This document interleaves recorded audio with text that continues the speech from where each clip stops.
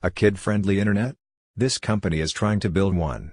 The insatiable data-collecting vacuum that is the modern internet was not built for kids. So Dylan Collins is trying to build another internet, one where children can click, browse and view ads without having a single piece of personal data collected. Collins is the chief executive of a London-based tech company that is building kid-safe products for other companies, which are required to abide by a growing list data privacy of regulations. You really now need an entirely separate internet that is based around allowing children to remain anonymous, Collins said. The idea behind Super Awesome may seem particularly timely considering the growing backlash against tech companies and their data practices, but when Collins pitched his startup to tech investors a few years ago, he was hammered with questions about the types of data he planned to collect on young users.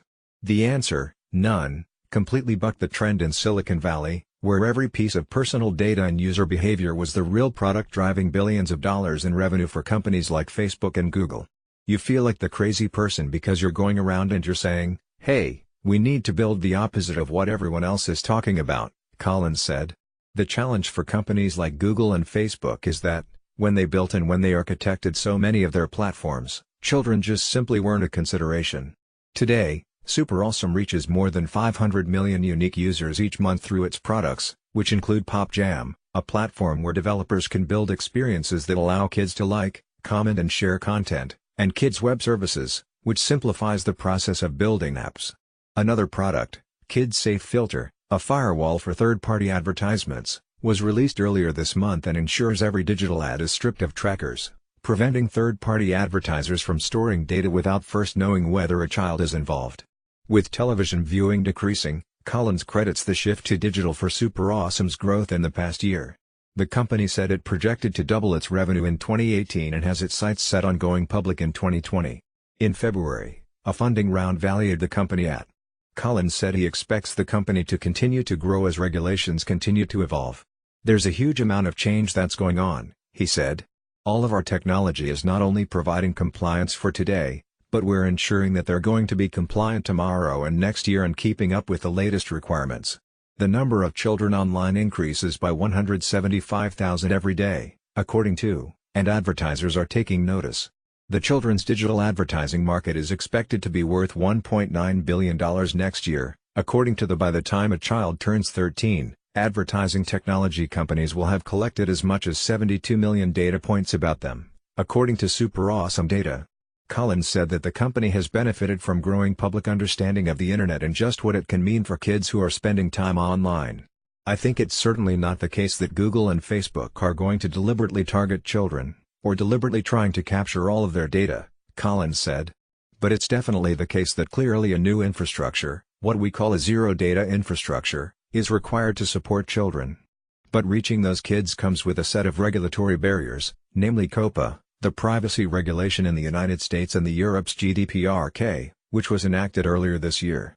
About their children and, in the absence of consent, prevent sites or apps from collecting data that could identify a person."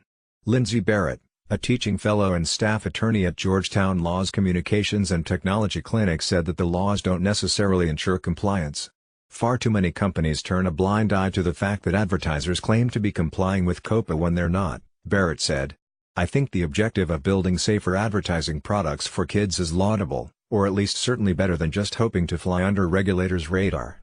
Super Awesome now has more than 300 brand partners, including Mattel, Hasbro, Nintendo, and Warner Brothers, which rely on its products to ensure they're complying with children's privacy laws and are collecting zero data across apps, games, platforms and advertisements. And the company is also seeing returns from the advertisements they run, despite not collecting a single data point from the children who view them.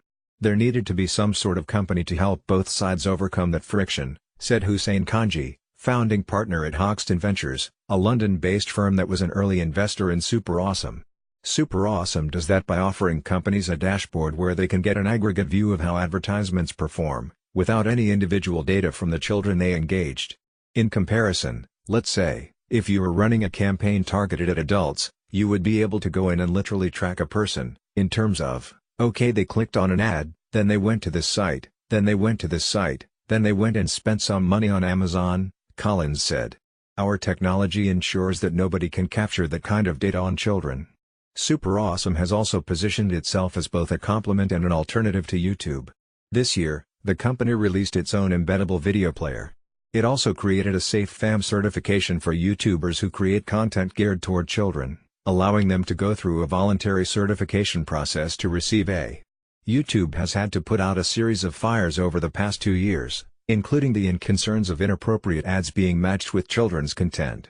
Earlier this year, alleging YouTube is in violation of COPPA.